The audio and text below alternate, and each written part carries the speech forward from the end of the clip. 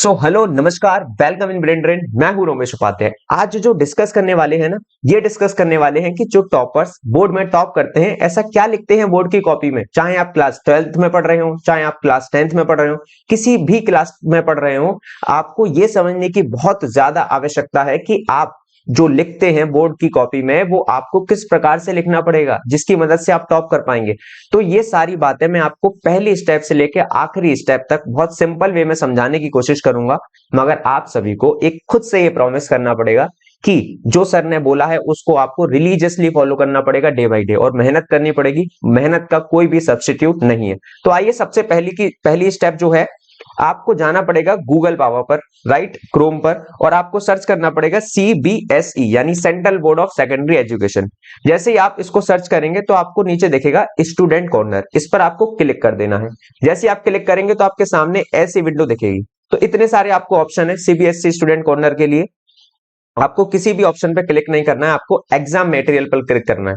जैसे आप इस पर क्लिक करेंगे तो आपको बहुत सारे ऑप्शंस दिखेंगे, राइट। जैसे यहाँ पर मार्किंग स्कीम के बारे में डिस्कशन है कि सीबीएसई में किस प्रकार से क्लास 10th या क्लास 12th के लिए मार्क दिए गए थे। तो हमको ये सब नहीं देखना है, हमको टॉपर्स की कॉपी लगभग देखनी है। तो देखिए यहाँ पर आप model answer by candidate for examination 2019 इस पर क्लिक करेंगे तो आपको ये इस प्रकार की विंडो दिखेगी। तो आप यदि क्लास 10th में पढ़ रहे हैं तो इनमें से कोई भी सब्जेक्ट चूज करके देख सकते हैं, राइट। या 12th में पढ़ रहे हैं तो मैथ, फिजिक्स, जो भी सब्जेक्ट आप देखना चाहते हैं। फॉर एग्जांपल यदि अभी हम करेंटली क्लास 10th की लाइव क्लास ले रहे हैं 8 PM पर, तो क्लास 10th का साइंस का ही देख लेते हैं।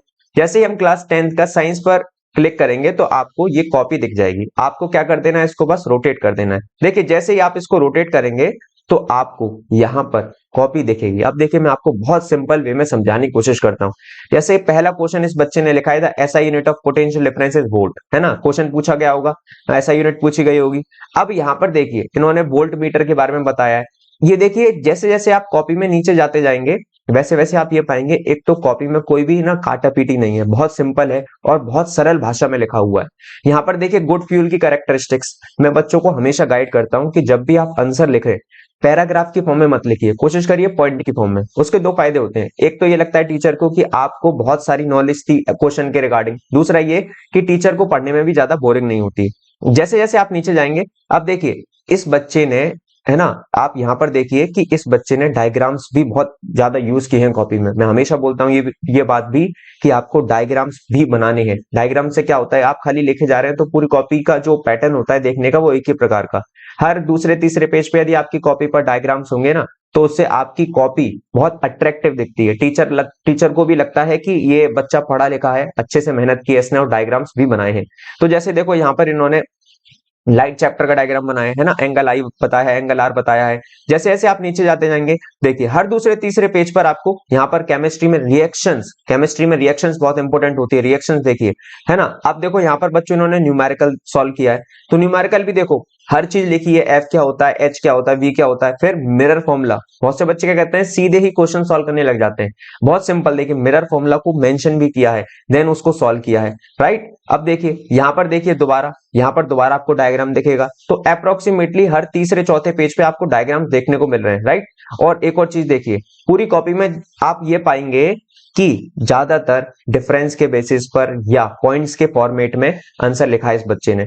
तो इसी प्रकार से ये सारी स्टेप्स आपको फॉलो करनी है। तो डेफिनेटली यार आप भी टॉप कर सकते हैं बोर्ड में।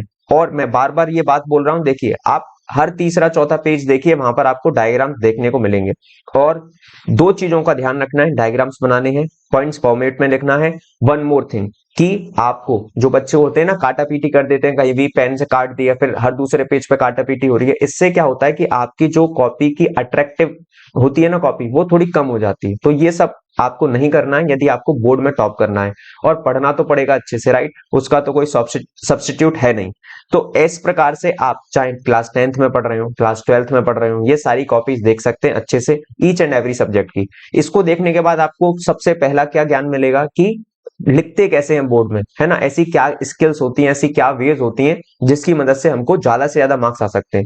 दूसरा आपको यह पता चलेगा कि एक तो मैंने आपको बताया कि राइटिंग स्किल्स पता लगेगा, दूसरा ये पता लगेगा कि क्वेश्चन फॉर्मेट भी क्या होता है ना, सीबीएसई किस प्रकार के क्वेश्चंस पूछती है। तो ये सारी बातें जब आप खुद सेल्फ एनालिसिस करेंगे, राइट, खुद से ये कॉपीज को वॉच करेंगे, ढंग से देखेंगे क्या क्या गलतियां हैं क्या क्या नहीं है, देन आप डेफिनेटली बोर्ड में टॉप कर सकते हैं। और देखिए हमने क्लास 10th के लिए लाइव कोर्स भी चलाया है 8 PM पर, वहां पर हम बहुत सारे डाउट्स क्वेरीज बच्चों को बताते हैं जिसकी मदद से वो टॉप कर पाए, राइट। यदि यार ये वीडियो आपको अच्छी लगती है तो प्लीज वीडियो को शेयर करिएगा, लाइक करिएगा और ज्यादा से ज्यादा बच्चों तक पहुंचाइए कि वो भी टॉप कर सके। और भगवान करे कि आप जितने भी बच्चे क्लास 10th या क्लास 12th बोर्ड का एग्जाम देंगे इस बार, वो सब टॉप करें। बस यार हमको आपकी सपोर्ट की जरूरत है थोड़ा, तो ज्यादा से ज्यादा शेयर करिएगा। Thank you for watching this video.